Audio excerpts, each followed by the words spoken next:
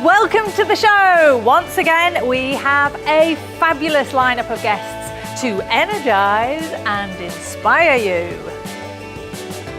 It's time to wake up your wow with your host, international award-winning speaker, Cath Vincent. On the show tonight, numerologist Peter Vaughan reveals the science behind profiling your personality and predicting your future. Inspirational 82-year-old Olivia Sheehan shows how a fulfilling, jam-packed life will keep your spirit young. And corporate trainer Sharky talks about the importance of having courageous conversations. And in the Wild Records music slot, we hear from up-and-coming singer-songwriter Natasha Michelle. All this and more to wake up your wow. Peter, I'm so excited that you're here. Thanks for inviting me. Now, as a numerologist, you were involved in that show Sensing Murder. That's right. Tell me a bit about it. Sensing Murder was a show designed around some clairvoyants that was selected to find people who died, that were lost, that nobody had any contact with. I didn't want to get involved with the front part of the show because in profiling, more behind the scenes, I was doing all the criminology and detecting who was likely to have been killed, when they died, that sort of stuff. And I brought that stuff forward for the producers and they did the rest with the people in the cast. Now you're actually able to spook people like me by telling them quite accurately stuff that's happened in their history and stuff that might happen in their future. Yes, if you're looking at what I do, there's a timeline from a person when they're born to when they pass over. That's it. And because I can graph it out and calculate, I can literally move the timeline up and down anywhere and see what's happened, which I then talk to the person about what has taken place at certain times. And once I've got that confirmed, I then say, this is what will happen, and therefore we can now control it better than just haphazardly. Literally, you improve the quality of your existence. Give me an example of something that you've been able to accurately predict. I had an incident where I was with 26 other guests at an American Thanksgiving. And one of the guests there was Eric Hertz. He used to be the CEO of 2 Degrees Mobile, and his wife, Kathy, she's a lovely lady. Eric wasn't overly interested in this stuff, but I tried to reason with him that there was a major event coming up in his company in 4 months' time. This was between March and April of the following year, 2013. He wouldn't have it, didn't want to know about it. Yeah, so, some people are very sceptical about this stuff. Yeah. So I tried to email him a couple of times after the event because I had found out more about him and his wife. And it was a definite event. I thought they may be going to America, or 2 Degrees was doing something behind the scenes. No, on the 30th of April, he flew into the ocean with his wife and they died, and the company changed direction, just as I had said, but to that degree I couldn't tell because he didn't want to know. So these are things you can see that could have been avoided because people they're not really meant to die early. You've got a lifespan, it's just we bounce off the walls of experience and sometimes too hard, and you're a goner. So is your future actually mapped out in a way that's readable in the numbers and you can't change it? You know, it's already pre-written? People believe that once upon a time, but no, you can see it. If you know something's ahead, you can literally make a decision, a conscious choice of whether to or not to. There are 4 numbers in particular which have highlights of some pretty indicative stuff. Yeah. And when I see those, I just tread very carefully. Try if you can, because it seems awfully complicated and mathematical and exciting. But can you explain numerology for us in the simplest terms? The simplest terms. We have 2 languages, mathematics and language. Yeah. We speak without preempting the words coming out. We have a conceptual idea, so they come out and they produce understanding. Very nice blue top with your orange shoes on today. Why, thank you. Yeah, but if I just said to you, well, you're wearing actually 4 and 2, and you go, where did that come from? Well, black numerically adds up to a 2 number, and it associates with death. And unfortunately, the name death, word death, actually sums to the number 2. So I've got correlation between numbers and words. Numerology is just another language, but it's not about numbers. It's about what it represents. Just as the word dog and God in reversed have the same letters, but they're read differently, and the conception that we have about those areas are totally different things as well. So numerology is another language, except it explains the other language even more so. It's an unrevealed thing. And do you find now, wherever you go, people are pestering you, going, do my numbers? Like everyone in the audience will go, oh, can I have a go? The doctor goes and he says at a gathering, yes, I'm a doctor. Oh, doc, I've got an ailment, yeah. Normally it's just a person's first name. So when you meet somebody, Cath, for example, I'm going 3128 in my head. And when I do that, all I'm doing is saying, oh, this is what you are. So Cath is a 4 name and a 3128, 4, 5. No, it's a 5 name. So you're chatty, you're colourful, you're bright. You think? Yeah. Just a tad. You kind of knew that though, didn't you? But then it all comes down, even with the letter C at the beginning of your name. The letter C represents the moon, and it shines light and sees ahead. So anyone having the letter C up the front of their name has a sort of preemption about what's going to happen. It's just they can see that day ahead before it starts. How fascinating. It is, it's great. This would be pretty useful if you were naming your children. More than you realise, because I studied cot death and I've come across that. I've studied suicide and spoke with the doctors at the University of Otago and spoke with professors down there, and they can't believe how I've come up with the answers I've had that they've never been able to find before. But this is not yet now media. It's not mainstream media, I should say. That's something which is coming. Yeah. But I have literally cracked it because the empirical data shows it to be scientifically proven. So you can avoid suicide, you can avoid cot death. And I've helped people in both of those areas over my 35 years to date of doing this work. Wow, and as you say, over 200,000 case studies. I haven't counted beyond that. The computers are able to amass data. It's huge. Oh, wow, So that's amazing. Companies too. So companies, people, countries, cities all have the same value. You can work it out. That's intense. Thank you so much for sharing that exciting and slightly mysterious information with us. Oh yeah, but it's cool stuff, isn't it? Absolutely. You're welcome. Thanks very much. Next up, 82-year-old Olivia Sheehan on doing whatever you like for as long as you like. Olivia, thank you so much for joining us today.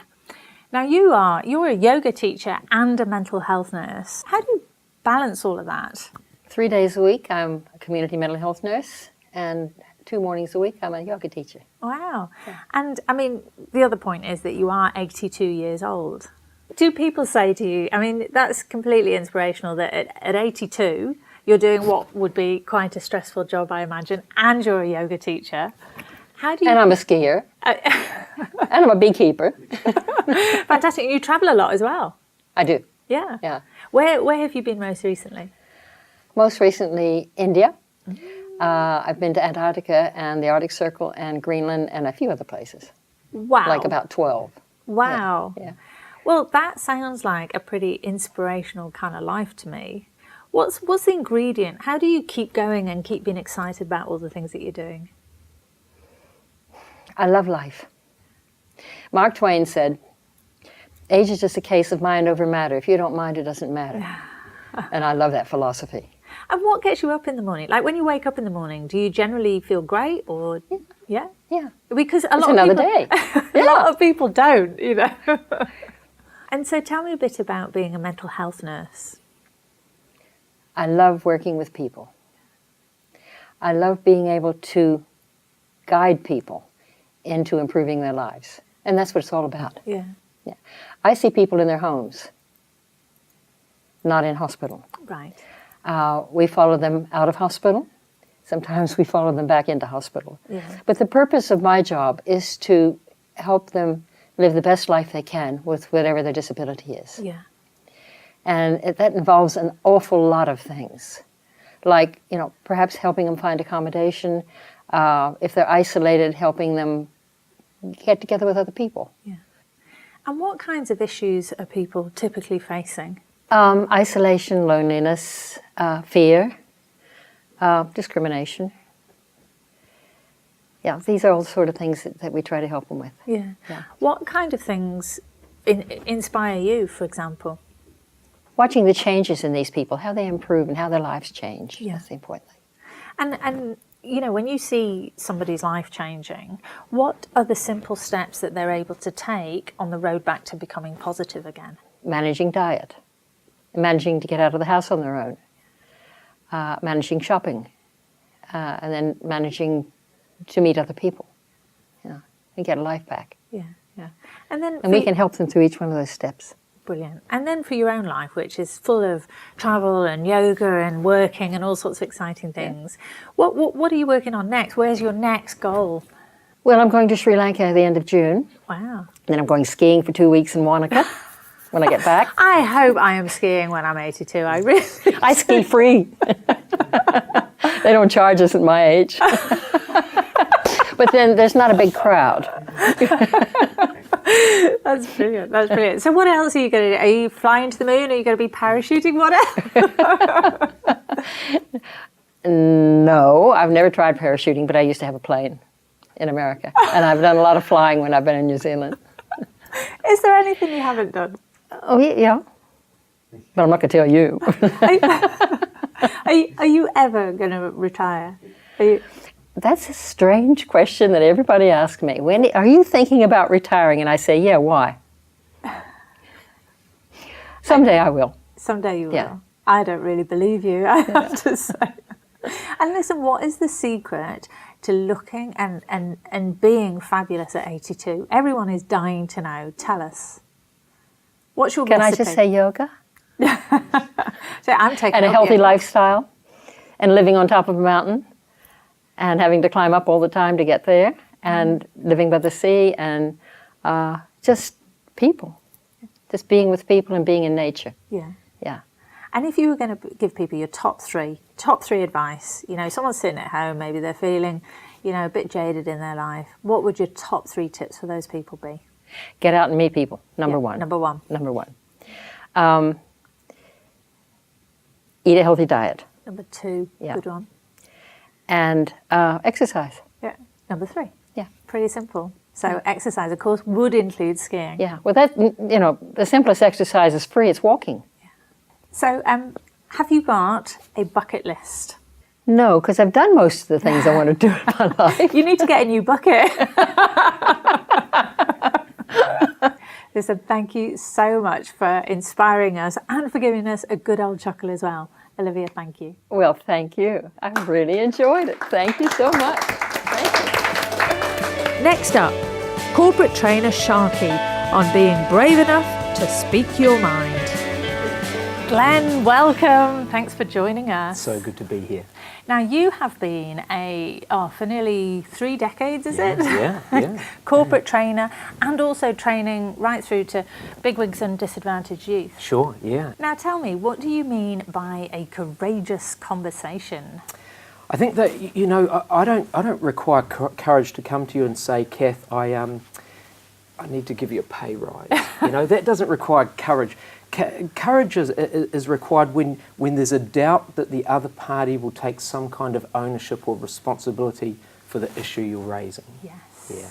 And this spans all sorts of topics, doesn't it? Sure. I mean, what other kind of topics would you classify as a courageous conversation? Look, I had one with my football team where I felt like that because of some new members, the tone was really going downhill, and it wasn't the team that I joined. So eventually I said before the game started, look, I'm not the captain, I'm not the coach, I'm not the longest serving player. And I said, guys, I'm not happy with the way the tone and the culture of the team is going. Spoke to them and things changed. And it took courage to kind of stand up to a bunch of guys who are mostly older than me and tell them, you know, things need to change. So what kind of tips can you give people to actually front up and have the conversation that they want to have? Sure. Well, be aware, is it the kind of conversation that actually needs to happen? You know, we go through life, we go through niggles, and some issues just require maturity to just absorb and move on. Yeah. So those don't. It's the kind of conversations that it's not a one-off, and you believe it will escalate if you don't address. Yeah. So the first thing that you need to do is get your facts straight. There's nothing worse than getting in the middle of a conversation and finding out that you got it badly wrong. Yes. You're going to lose face. You've got to withdraw with your tail between your legs. Get your facts straight and prepare to be prepared. So possibly talk to someone else, a third party, an independent, neutral, someone that you respect. What's their perspective on the situation? And I've role played with people before going into some people are really fearful, and for good reason. So preparation may actually require, hey, let's actually just role play how this might go before I go and have the conversation. So give me an example of a conversation and how that might play out. Sure. Well, I had one where a guy was on my training, and he was really fearful about pulling up one of his team members. He was in a leadership role over this guy, and this guy was averse to change. We're talking the same lunch every day for 10 years. Even if there's a staff barbecue on, I bring the same lunch, and I may or may not partake of the barbecue. Yeah. And there were a number of changes coming up, and this leader was petrified, losing sleep over having to deal with this person. And so we spent quite a bit of time prepping him. The guy, the team member, walked out of the conversation. Oh. But the team leader felt like, at least I've had it. An hour and a half later, the team member comes back in and said, "Thank you so much for doing that. I'm actually sick of being angry myself, and I'm sick of taking my anger home." Wow. Big win, huge win. And actually, that's a really big point that you touched on. A lot of these conversations, there's so much emotion in them. Sure. Whether they're had or not, there's emotion there. Absolutely. I mean, people lose sleep over these conversations. People quit jobs over these conversations. And so I think that's important when you're approaching conversation, being prepared. Yeah. Just doing what it takes to just bring your emotions down, because it's really easy for these kind of conversations to escalate. And I don't want to be out of control, so I need to stay in control. Yeah. So the way that I approach the conversation and the tone that I approach it is really important. Yeah. Now, when you're having a conversation, you're only 50% of it. Absolutely. How do you make sure, even if you're prepared and you're calm, how do you stop it getting out of control on the other person's side? Sure. Well, for a start, I have a model that I call the on-track model, and I know that if I can keep things on track, myself and the other party that I'm having the courageous conversation with are more likely to reach a resolution that's a win-win for both of us. So there's a number of things that take the conversation off track, like if you're in denial of the issue that I'm raising, if you get defensive, if you try and deflect the blame. So what I want to do is keep you on track. And the main aim in that is that I want to help you to take ownership or responsibility. There's some kind of an issue that I need you to buy in to solving. And if I go with that in mind, that when I see you deflect and push the blame onto others, I can actually use the language of, hey, that's not helping to solve this issue. I want it solved for you and me, and it's important that you take responsibility, using some of the language of that on-track model. Right, okay. And sometimes conversations are even harder to have if you perceive that person, if it's a boss or somebody who kind of has some rank on you. How would you suggest tackling those kind of conversations? So again, it's the issue of preparation ahead of time. I was dealing with a woman a little while ago who was about to quit her job over this issue that was happening with her management, and we spent a bit of time preparing, and we realised that some of the language that she was going to use and the tone in which she was going to approach it was not going to bode well for her. And one of the other issues that really helps in helping this conversation move towards a positive conclusion is for me to work out, because I know what I want out of it, but what do you possibly want? If I can think about that from your perspective, what's in it for you to move towards a win-win, then I'm much more likely to get a positive outcome. And that made a huge difference when she approached her upline manager and told him what she was after, but also talked about it in terms of him getting a win out of the change also. Yeah. And actually, does this relate also to personal relationships, or is this really at work? There are some additional dynamics in terms of intimate relationships, partners, husband and wife. Yeah, just wondering. Yeah, sure. I know. No, a courageous conversation in marriage is just the bloke saying to the woman, "Yes, dear." That seems to work. Did you hear that, honey? But these are especially conversations. In intimate relationships, there's a level of commitment that comes into play as well. But in workplace relationships, in sports teams, in conversations that I need to have with a neighbour, that element of long-term commitment doesn't come into play. And why is that different? How does that affect the outcome? You know, there's some very interesting research by probably the Western world's foremost marriage researcher called Dr. John Gottman, and he points to the most successful relationships boiling down to the husband's ability to accept influence from the wife. Now that's a very different dynamic to the sort of courageous conversations that I'm talking about in non-intimate relationships. Yes, yes, okay. And you've distilled some of this into this range of little booklets. Tell me about those. Well, look, I'm constantly coming up against some key interpersonal issues that occur in the workplace. And I know in this busy world that we have that it's hard for me to read a 300-page book nowadays. So I just broke down some of the key interpersonal issues that people encounter and wrote them in a really readable parable form. And so the one on courageous conversations is summed up in this employer called Robin Hood and his not-so-merry men. Oh, I love that. So what would you say, suppose somebody's thinking, yeah, that's all very well, but I'm actually really nervous about having this conversation with my boss or my colleague or whatever, and it may end up with me leaving my job. What simple tips would you give them? Okay, so the military term is to be forewarned is to be forearmed. So if I sit down with a third party and say, this is the issue that I have, this is what I believe their perspective to be, how might you negotiate that through to a win-win? That comes back to that preparation issue again. And you need to be aware of, if it doesn't go well, what are the potential consequences that you can enact, that you have at your disposal, that if you're not able to give me what I need, then actually I'm going to have to take it further to plan B, to plan C. Having those consequences in mind before you go into the conversation can give you some kind of assurance that even if it doesn't end well, you can still move the thing through to some form of resolution. So what about when people say, well, if he doesn't change his behaviour, I feel like I'll have to quit my job? So that's the consequence. Ultimately, we need to be prepared to move to be happy. But look, I've worked with so many people who finally made the decision to talk about it, and if it didn't work out, to shift, and they're so much happier down the track having shifted. But the majority of them are so happy that that the courageous conversation has had a better outcome than the one that they feared. Right.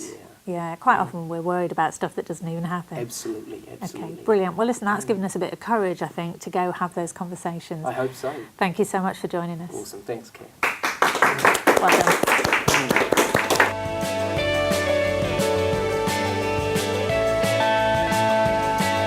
Jesse Wild, welcome back once again. Great to be here again. Now, who's recording in the studio right now? We have Natasha Michelle, and she's from Pukekawa, which is about an hour south of Auckland. And a great singer-songwriter, 18 years old, just come off from supporting Jamie McDowell. Oh, wow, how fantastic. Well, let's hear it from Natasha. Let's do it.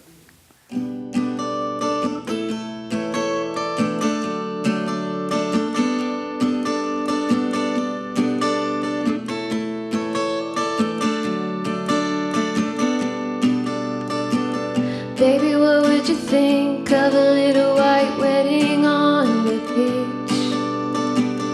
We could watch the night fade as we drive into the light. 'Cause I love when the sky goes from orange to blue, and I can't get enough of these country views at night. Just to love me and you. And I love blue skies, long nights, and watching the sunrise. Soft lips, road trips, living life 'cause we're just kids. And I see you getting down on one knee singing, baby, will you marry me? 'Cause I just can't wait for our white wedding. Baby, let's just go.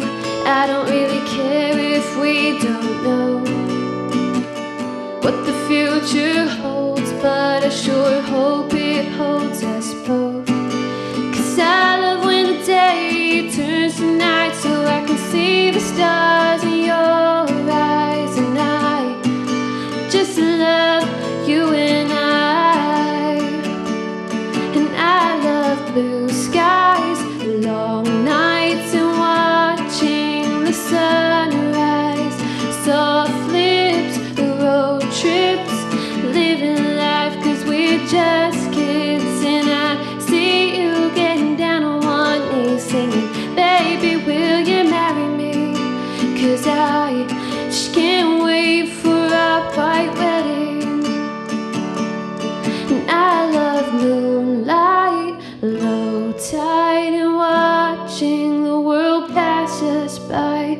Bare feet, a cold drink, escape from reality. And I won't care if the rain comes down just as we go to say our vows, 'cause I just can't wait for the blue skies, long nights and watching the sunrise, soft lips, road trips, living life 'cause we're just kids, and I see you getting down on one knee singing, baby, will you marry me?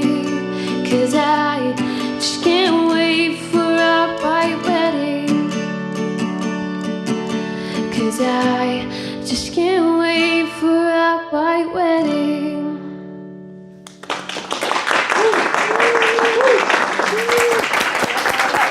Great. That was absolutely fantastic. Thank you. Thank you. Well, thank you.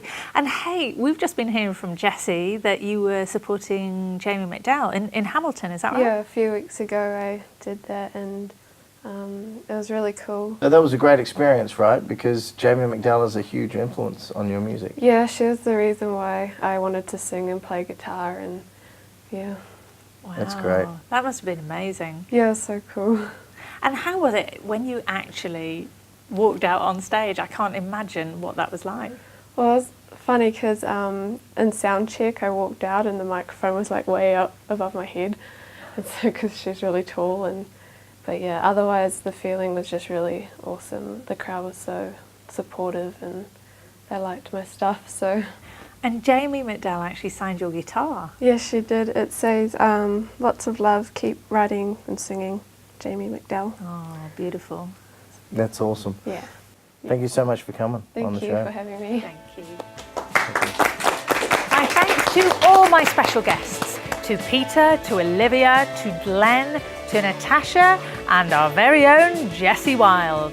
And until next week, don't wait to wake up your wow.